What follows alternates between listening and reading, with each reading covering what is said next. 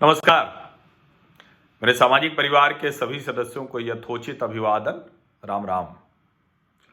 एक प्रश्न हम सब के मन में आ रहा है और बड़ा गंभीर प्रश्न है। वो प्रश्न ये कि आखिर पंजाब में हो क्या रहा है। हालांकि इस प्रश्न का उत्तर हम सब जानते हैं कि पंजाब में अनर्थ हो रहा है। पंजाब में किस तरह से लोगों को, जिसको हम कहते हैं ना कि अजीब, उनको एक दुष्चक्र में फंसा दिया गया है। और वो दुष्चक्र सिर्फ इतना भर नहीं है कि वो खेती किसानी के नाम पर, कृषि कानून के नाम पर बिदक रहे। वो दुष्चक्र इतना भर नहीं है कि आढ़तियों ने, जो कमीशन एजेंट हैं या जिन लोगों को उससे लाभ हो रहा है, वो असली जो लाभ है किसानों को नहीं लेना देना चाहते हैं। वो इतना भर भी नहीं है कि ये जो कुछ है सबको समझ में आ रहा है कि देखिए पंजाब हर तरह से मुश्किल में है। नशे का कारोबार, हथियारों का धंधा, सीमावर्ती राज्य, आईएसआई की घुसपैठ, उस पर खालिस्तान का प्रभाव, इतनी सब चीजें हैं जो पंजाब को परेशान कर रही हैं। लेकिन उस सब के बाद हर कोई आंख मूंद लेना चाहता है। अकाली दल गुरुद्वारों का दुरुपयोग करके राजनीति में पंथिक वोट, सिखों का वोट, वो अपने खाते में कर लेना चाहता है। जो अच्छे भले सिख परिवार हैं वो लगातार बहुत पीड़ा में हैं, बहुत कष्ट में हैं और उनको लग रहा है कि किसी तरह से इस दुष्चक्र से निकला जाए। वो मानने लगे हैं कि पंजाब को अगर बचाना है, इससे बाहर लाना है, तो हमें कुछ न कुछ राजनीतिक तौर पर सोचना पड़ेगा कि आखिर ये नेतृत्व क्या करेगा। अब बेअदबी के नाम पर जो अमृतसर और कपूरथला में हुआ, अमृतसर का अभी कुछ पता नहीं, लेकिन कपूरथला में तो स्पष्ट हो गया कि बेअदबी हुई ही नहीं। वो जो ग्रंथी था वो खुद आपराधिक मामले उसके खिलाफ थे, लेकिन फिर भी वो ग्रंथी था, पीट पीट कर मार डाला गया। अब जो लुधियाना की अदालत में धमाका हुआ, लुधियाना कोर्ट में जो ब्लास्ट हुआ है, उसको भी समझने की जरूरत है। और उसके जब जिसको हम कहें कि वो खबरें सामने आई, तो अभी डीजीपी ने जो कहा है, पंजाब के जो पुलिस प्रमुख हैं, डायरेक्टर जनरल ऑफ पुलिस, उन्होंने जो कहा वो बहुत खतरनाक तरफ जाता है। वो कह रहे हैं कि लुधियाना धमाकों का जो आरोपी है उसके विदेशी एजेंसियों के साथ रिश्ते हैं, खालिस्तानियों के साथ रिश्ते हैं। और क्या कह रहे हैं? वो कह रहे हैं ड्रग माफिया भी इसमें इन्वॉल्व है। अब जब ये सारी बातें वो कह रहे हैं तो उन्होंने सबसे पहले तो पंजाब पुलिस की तारीफ की कि उन्होंने जो खुफिया एजेंसियां होती हैं, जांच एजेंसियां, साथ में केंद्रीय एजेंसियां भी, उन्होंने बहुत साफ साफ कहा कि intelligence and central agency, with the help of intelligence and central agency. अच्छा है, कम से कम जब एजेंसी बात कर रही होती हैं, पुलिस प्रशासन के लोग बात कर रहे होते हैं, तो वो नेताओं की तरह अपनी जो सामान्य ईमानदारी है उसको नहीं छोड़ते। लुधियाना के डीजीपी साहब ने प्रेस कॉन्फ्रेंस की और उन्होंने कहा कि जब उन्होंने पुलिस ज्वाइन की थी, देखिए ये सुनिए, ये बड़ा महत्वपूर्ण है। उन्होंने कहा कि जब उन्होंने पुलिस फोर्स में वो आए थे, वो ज्वाइन किया था, उन्होंने शामिल हुए थे, तो उस समय आतंकवाद एकमात्र खतरा था, एकमात्र चुनौती थी। भाई आतंकवाद बहुत बढ़ा हुआ था, उसकी वजह से लोगों की भावनाएं बढ़ी हुई थी और वही अकेली चुनौती थी। अब क्या है? अब जरा इस कॉकटेल को समझिए।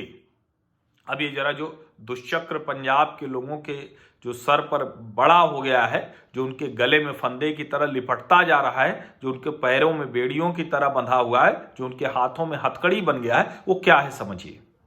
वो कह रहे हैं कि तब जब वो पुलिस में आए थे तब सिर्फ आतंकवाद था, अब जब वो पुलिस के डीजीपी हैं तो आतंकवाद के साथ माफिया माफिया इन्वॉल्व है, संगठित अपराध इन्वॉल्व है। और वो कह रहे हैं but now drugs mafia, organised crime and terror are a dangerous cocktail and the Ludhiana blast is an example of that.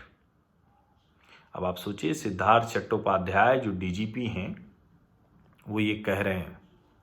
वो आज वो जो चंडीगढ़ में वो पंजाब पुलिस के हेडक्वार्टर से वो प्रेस कॉन्फ्रेंस कर रहे थे, वो कह रहे हैं कि बड़ा अच्छा हुआ कि हमने इसको सक्सेसफुली 24 घंटे में इस ब्लास्ट को क्रैक कर दिया, जो भी कुछ था इसके पीछे, जो जिसका धमाके में जो उड़ गया है, उसको गगनदीप सिंह के तौर पर उसकी पहचान हुई है।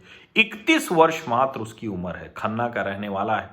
उसको बर्खास्त कर दिया गया था पुलिस सेवा से। कब? उसके पास से 385 किलो हेरोइन मिली थी। 385 किलो हेरोइन मिली थी, तब उसको बर्खास्त किया गया था। अब जाहिर है उस वक्त तो वो वहाँ के जो सदर खन्ना वो पुलिस स्टेशन था, वहाँ वो मुंशी था, गिरफ्तार हुआ। उसके बाद वो जेल में गया, और जब जेल में गया तो वो जेल में कुछ खालिस्तानी जो आतंकवादी थे उनके साथ वो रहा। वहाँ ड्रग चार्जेस में 2019 में पकड़ा गया था। अब वो उनके संपर्क में आया, वो उसी नेटवर्क का हिस्सा बन गया।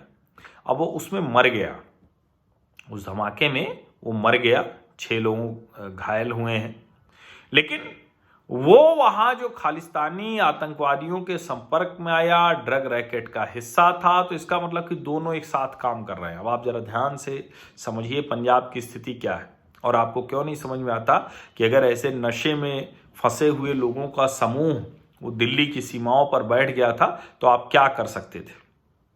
डीजीपी साहब ने कहा, चट्टोपाध्याय साहब ने, कि ये जो धमाका था ये लोगों को डराने के लिए, डर पैदा करने के लिए था।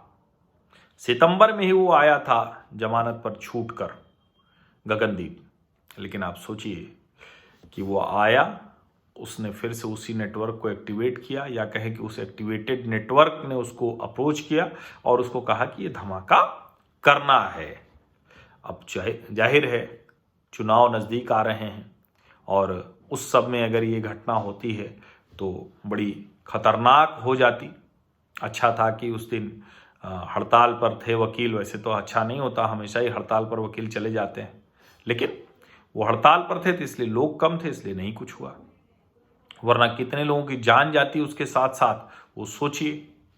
और ये जो पंजाब पुलिस के डीजीपी कह रहे हैं वो बहुत क्लियर कट कह रहे हैं कि भैया आप मानिए न मानिए, जो खालिस्तानी आतंकवादी हैं, जो ड्रग माफिया है, जो इंटरनेशनल रैकेट्स हैं, ये सारे एक दूसरे से जुड़कर और पंजाब में एक्टिवेटेड है।